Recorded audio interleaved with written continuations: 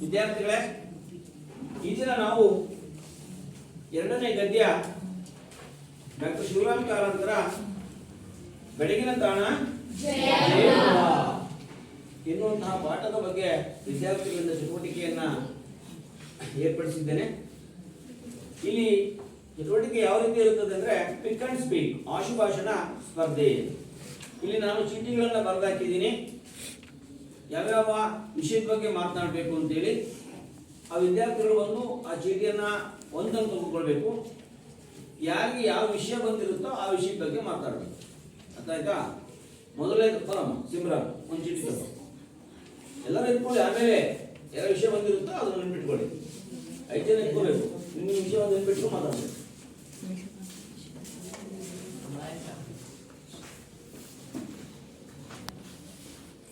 ಮೊದಲನೇದು ಲೇಖಕರ ಪರಿಚಯ ಯಾರಿಗೆ ಬಂದಿದೆ ನೋಡಿ. ಲೇಖಕರ ಪರಿಚಯ ಮತ್ತು ಆಶಯ ನಿಮಗೆ ಬಂದಿದೆ. ನೀವು ಕೂತ್ಕೊಳ್ಳಿ. ಕುಮಾರ ಅವನಿಗೆ ಲೇಖಕರ ಪರಿಚಯ ಮತ್ತು ಆಶಯ ಬಂದಿದೆ. ಅವನೀಗ ಚಟುವಟಿಕೆಯನ್ನು ಪ್ರಾರಂಭಿಸ್ತಾನೆ. ಕೃತಿಕಾರರ ಪರಿಚಯ. ಶಿವರಾಮ ಕಾರಂತರು 1902ರಲ್ಲಿ ಉಡುಪಿ ಜಿಲ್ಲೆಯ ಕೋಟದಲ್ಲಿ ಜನಿಸಿದರು. ಸಾಹಿತ್ಯದ ಹಲವು ಪ್ರಕಾರಗಳಲ್ಲಿ ಕೃತಿಗಳನ್ನು ರಚಿಸಿದರು. ಇವರ ಚೋಮನ ದುಡಿ, ಮರಳಿ ಮಣ್ಣಿಗೆ, ಬೆಟ್ಟದ ಜೀವ, ಅಳಿದ ಮೇಲೆ ಕಾದಂಬರಿಗಳು ಪ್ರಸಿದ್ಧವಾಗಿವೆ. ಹಲವು ಹಾವು ಕವಿ ಕರ್ಮ ಕಥಾ ಸಂಕಲನಗಳನ್ನು, ರಾಷ್ಟ್ರಗೀತ, ಸುಧಾಕರ ಮತ್ತು ಸಿರಿಗವನಗಳ ಕವನ ಸಂಕಲನಗಳನ್ನು ರಚಿಸಿದ್ದಾರೆ. ನಾಟಕ, ಹರಟೆ, ಬಾಲ ಸಾಹಿತ್ಯ, ವಿಜ್ಞಾನ ಸಾಹಿತ್ಯ. ಶಿವರಾಮ ಕಾರಂತರು ಯಾವಾಗ ಜನಿಸಿದರು? ಶಿವರಾಮ ಕಾರಂತರು ಎಲ್ಲಿ ಜನಿಸಿದರು?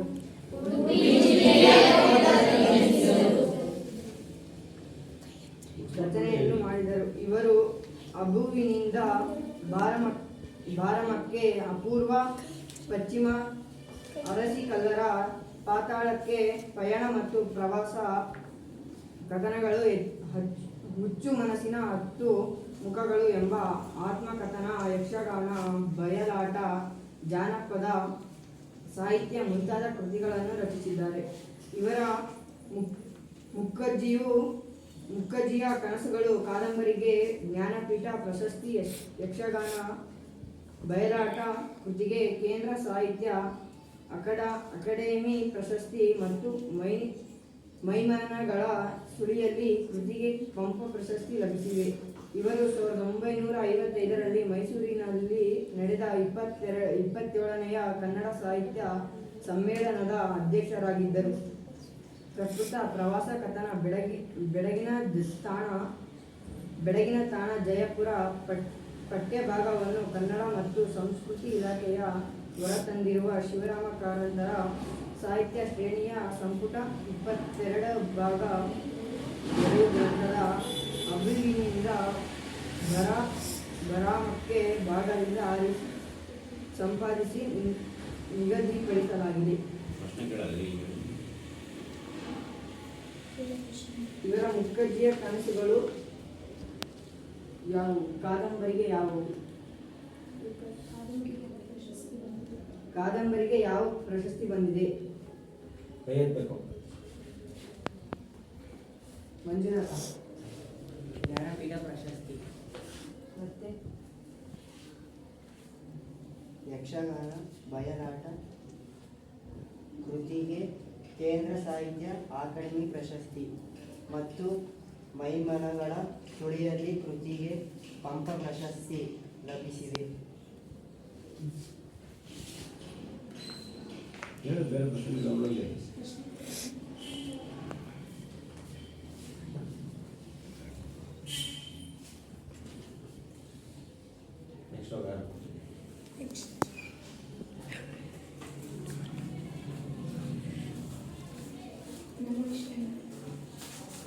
ಆಶಯ. ಬೆಳಗಿನ ತಾಣ ಜಯಪುರ ಪಠ್ಯಭಾಗದಲ್ಲಿ ಭಾರತದ ಐತಿಹಾಸಿಕ ಹಾಗೂ ಸಂಸ್ಕೃತಿ ನಗರಗಳಲ್ಲಿ ಒಂದಾದ ಜಯಪುರದ ಅಂದ ಚಂದ ಅಲ್ಲಿನ ಜನರು ಉಡುಗೆ ತೊಡುಗೆ ಐತಿಹಾಸಿಕ ವೈಭವ ಜಾನಪದ ಕಲೆಗಳ ಸೊಗಸು ಮೊದಲಾದ ವಿಚಾರಗಳ ಬಗ್ಗೆ ಲೇಖಕರು ತಿಳಿಸಿದ್ದಾರೆ. ಹಾಗೆಯೇ ಜಯಪುರದ ರಾಜ್ಯದ ವೈಜ್ಞಾನಿಕ ಸಾಕ್ಷಿಯಾದ ಯಂತ್ರಮಂತ್ರ ಬಯಲು ಪ್ರಯೋಗಾಲಯದ ಬಗ್ಗೆ ವಿಶೇಷ ಉಲ್ಲೇಖವಿದೆ.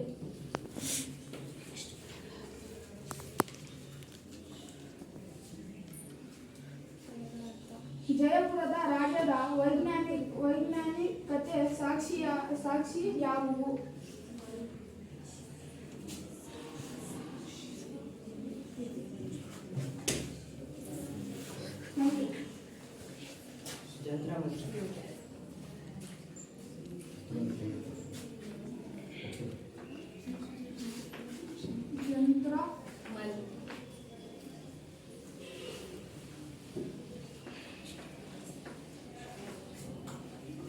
ಯಂತ್ರಮಂತ್ರ. ಪದಗಳ ಅರ್ಥ: ಉಸುಕು, ಮರಳು ಉಸುಕು. ದೇಶೀಯ, ದೇಶದೊಳಗಿನ. ಮುಂಡಾಸು, ಪೇಟೆ ತಲೆಯೊಳಗೆ. ಮೇಲುಗೆ, ಹಂಸ ಮೈಮೇಲೆ ಒದೆಯುವ ವಸ್ತ್ರ. ಕಂಡುಪ್ಪಿನ ಬಣ್ಣ, ದಟ್ಟವಾದ ಬಣ್ಣ, ರಂಗದ ಬಣ್ಣ. ನವರಂಗ, ದೇವಾಲಯದ ಸಭಾ ಮಂಟಪ. ವಸ್ತು, ಕಟ್ಟಡ ನಿರ್ಮಾಣ ಶಾಸ್ತ್ರ. ಹಾಲುಗಳು, ಅಮೃತ ಶಿಲೆ. ಉಸುಕು, ಕೀರ್ತನ. ಮರಳು ಉಸುಕು.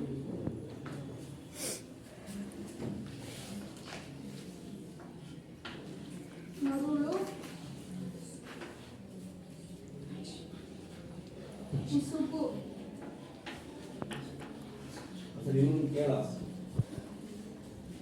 ಮುಂಡಾಸು. ಕುಮಾರ. ಪೇಟ ತಲೆಯೊಳಗೆ. ಹಾಲುಗಲ್ಲು. ಕೀರ್ತನ. ಅಮೃತ ಶಿಲೆ.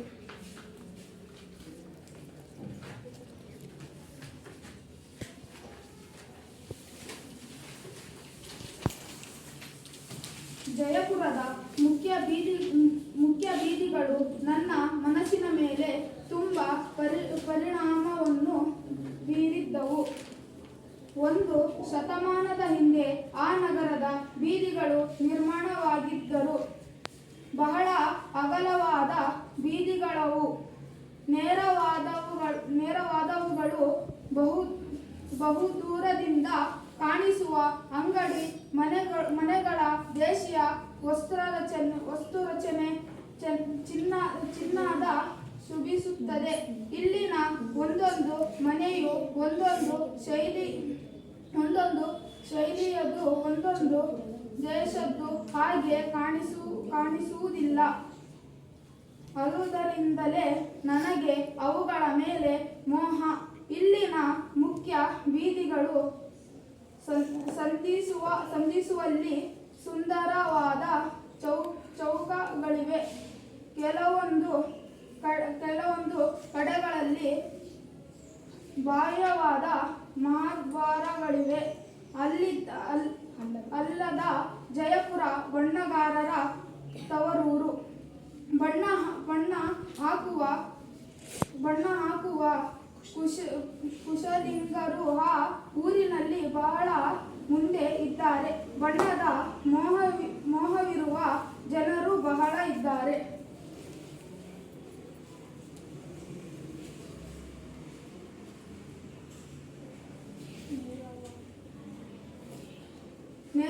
ನೇರವಾದವುಗಳ ಬಹುದೂರದಿಂದ ಕಾಣಿಸುವ.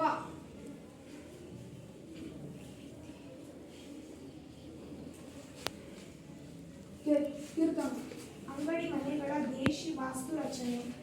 ಅಂಗಡಿ ಮನೆಗಳ ದೇಶಿ ವಾಸ್ತುರಚನೆ.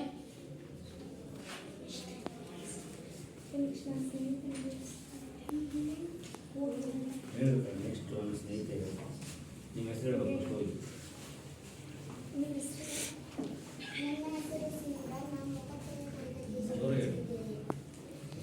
ನನಗೆ ಬಂದಿರುವ ವಿಷಯ ಬೆಳಗಿನ ತಾಣ ಜಯಪುರ ಉಡುಗೆ ತೊಡಗೆ.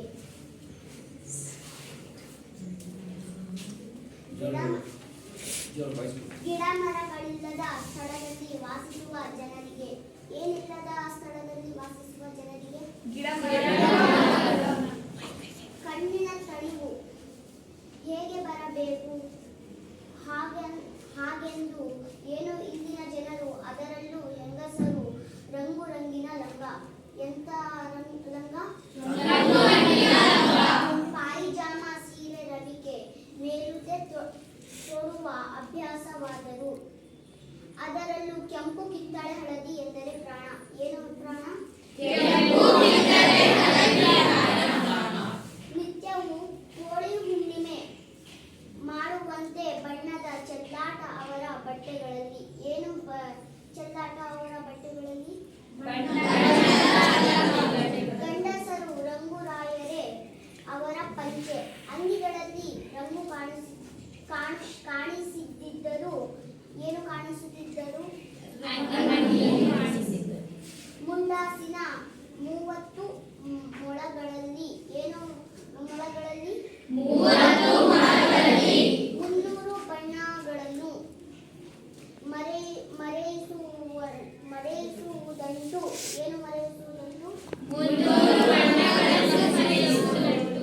ಸುತ್ತಿನ ಅವರ ದೇಶಿ ಮುಂಡಾಸನನ್ನು ಚೆನ್ನಾಗಿ ಬೀಗಿಕೊಂಡಿದ್ದಾಗ ಬಲು ಗಂಭೀರವಾಗಿಯೇ ಕಾಣಿಸುತ್ತಿತ್ತು.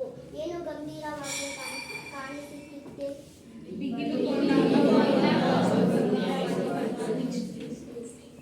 ನನ್ನ ಸ್ನೇಹಿತರು ಮುಂದಿನ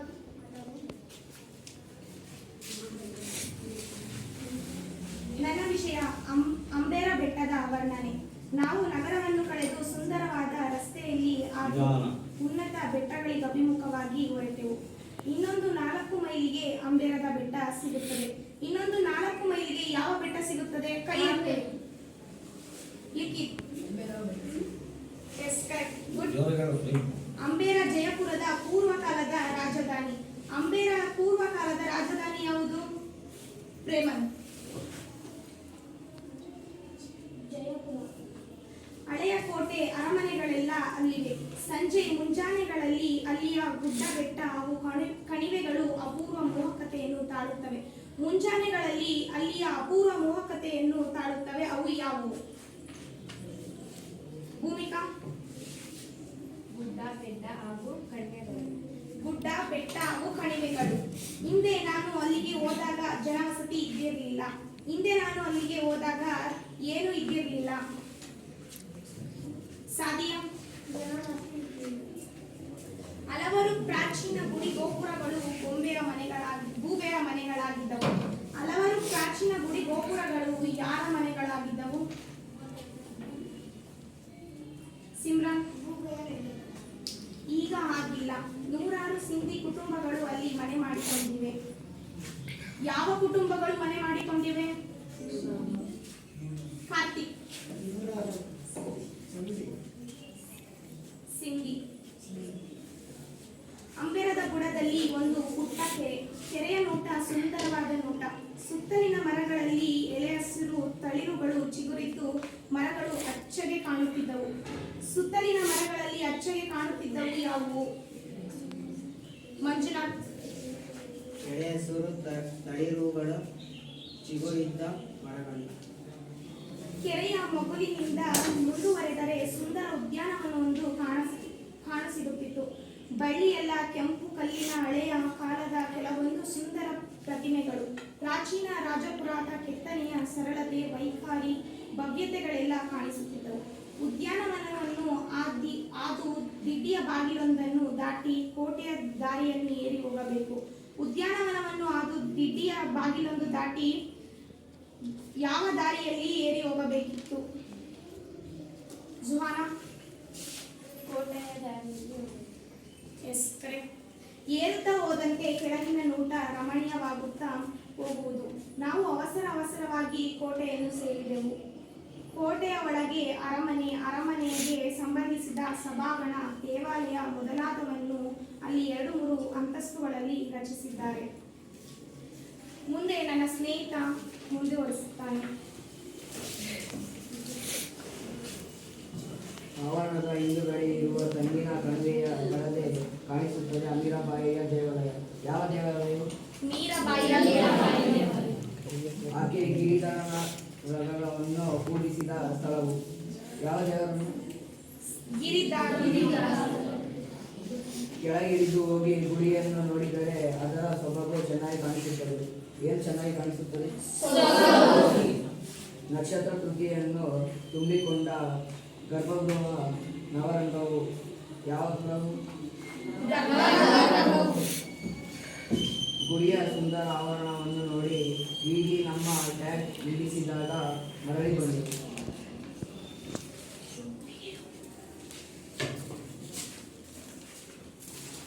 ಬೆಳಗಿನ ತಾಣ ಜಯಪುರ. ಈ ಪಾಠದ ಬಿಟ್ಟಸ್ಥಳ ಹಾಗೂ ಹೊಂದಿಸಿ ಬರೆಯುವಿಕೆಯನ್ನ ನೋಡೋಣ. ಎಲ್ಲರೂ ಉತ್ತರ ಗೊತ್ತಿದ್ರೆ ಕೈ ಎತ್ತಬೇಕು. ಬಿಟ್ಟಸ್ಥಳ. ಪ್ರಶ್ನೆ ಸಂಖ್ಯೆ 1. ಜಯಪುರ ಬಣ್ಣಗಾರರ ಡ್ಯಾಶ್. ಆನ್ಸರ್ ಗೊತ್ತಿದ್ದವ್ರು ಕೈ ಎತ್ತಿ. ತಸ್ಮಿಯಾ. ಗುಡ್. ಪ್ರಶ್ನೆ ಸಂಖ್ಯೆ 2. ಚಿತ್ರ ಕೊರೆದು ಮಾಡಿದ ಡ್ಯಾಶ್ ನೀರ ಕಾಲುವೆಗಳು. ಸಿಮ್ರನ್. S correct. ಪ್ರಶ್ನೆ ಸಂಖ್ಯೆ 3. ರಾಜರ ಅಂತಃಪುರದ ಕೆಲವು ಭಾಗಗಳಲ್ಲಿ ಡ್ಯಾಶ್ ಸುಂದರ ಮಂಟಪಗಳಿವೆ. ಯಾರಿಗೂ? ಚಂದ್ರಕಾಂತ. Yes correct. ಗುಡ್. ಪ್ರಶ್ನೆ ಸಂಖ್ಯೆ 4. ಹಿಮ್ಮೇಳಕ್ಕೆ ಡ್ಯಾಶ್ ತಮಟೆಗಳಿದ್ದವು. ನಾಸಿಮ. Yes correct. ಡೋಲು. ಪ್ರಶ್ನೆ ಸಂಖ್ಯೆ 5. ಮಿತ್ರ ರೈಗಳ ಡ್ಯಾಶ್ ವಂದನೆ ಸಲ್ಲಿಸಿದ್ದೆವು. ತಸ್ಮಿಯಾ. ಸರ್ಕಾರಕ್ಕೆ. ಹೊಂದಿಸಿ ಬರೆಯಿರಿ. ಪ್ರಶ್ನೆ ಸಂಖ್ಯೆ 1. ಅಂಬೇರ. ನವಾಜ್. ಪೂರ್ವದ ರಾಜಧಾನಿ. Yes correct. ಪ್ರಶ್ನೆ ಸಂಖ್ಯೆ 2. ಲಕ್ಷೋಪಲಕ್ಷ. ಮಹೇಶ್. Yes correct. ಪ್ರಶ್ನೆ ಸಂಖ್ಯೆ 3. ಬಣ್ಣ ಬಣ್ಣ. ಸುಷ್ಮಿತಾ. ವಿರುಕ್ತಿ. Yes correct. ಪ್ರಶ್ನೆ ಸಂಖ್ಯೆ 4. ಜಂತ್ರ ಮಂತ್ರ. ಜುಹಾನಬಾನು. ಖಗೋಳ ವೀಕ್ಷಣಾಲಯ. ಪ್ರಶ್ನೆ ಸಂಖ್ಯೆ 5. ಶೃಂಗಾರ. ಶಬ್ನಂ. Yes correct.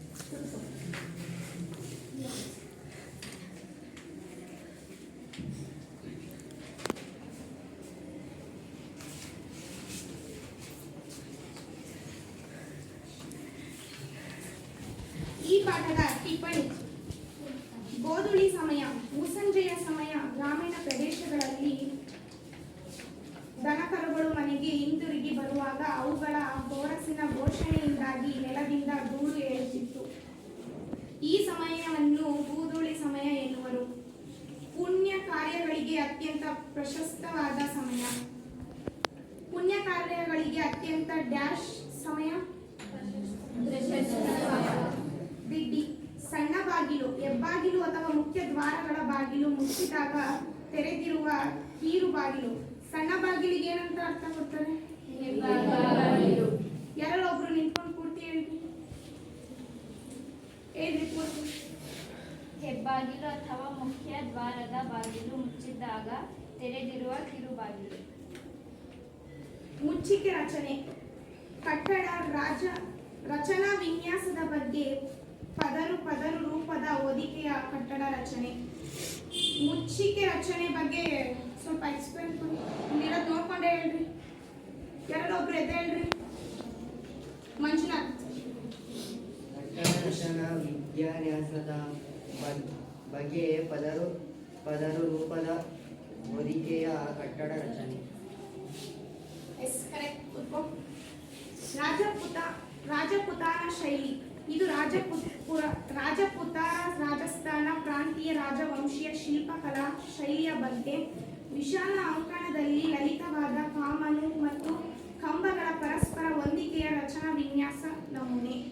ರಾಜಪುತಾನ ಶೈಲಿ ಇದ್ರ ಬಗ್ಗೆ ಸ್ವಲ್ಪ ಎಕ್ಸ್ಪ್ಲೈನ್ ಕೊಡ್ರಿ. ಯಾರು ಒಬ್ರು ಎದ್ದು ನಿಂತ್ಕೊಳ್ಳಿ. ಕುಮಾರ್. ಇದು ರಜಪೂತರ ರಾಜಸ್ಥಾನ ಪ್ರಾಂತೀಯ ರಾಜವಂಶೀಯ ಶಿಲ್ಪಕಲಾ ಶೈಲಿಯ ಬಗೆ ವಿಶಾಲ ಅಂಕಣದಲ್ಲಿ ಲಲಿತವಾದ ಕಮಾನು ಮತ್ತು ಕಂಬಗಳ ಪರಸ್ಪರ ಹೊಂದಿಕೆಯ ರಚನಾ ವಿನ್ಯಾಸ ನಮೂನೆ.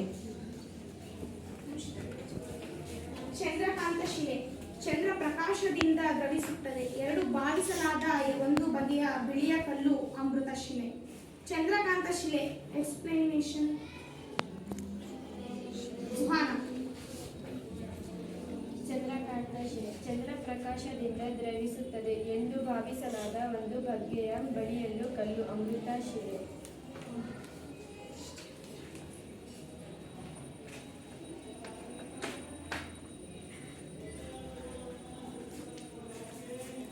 ಕ್ಲೋಸ್ ಮಾಡಿ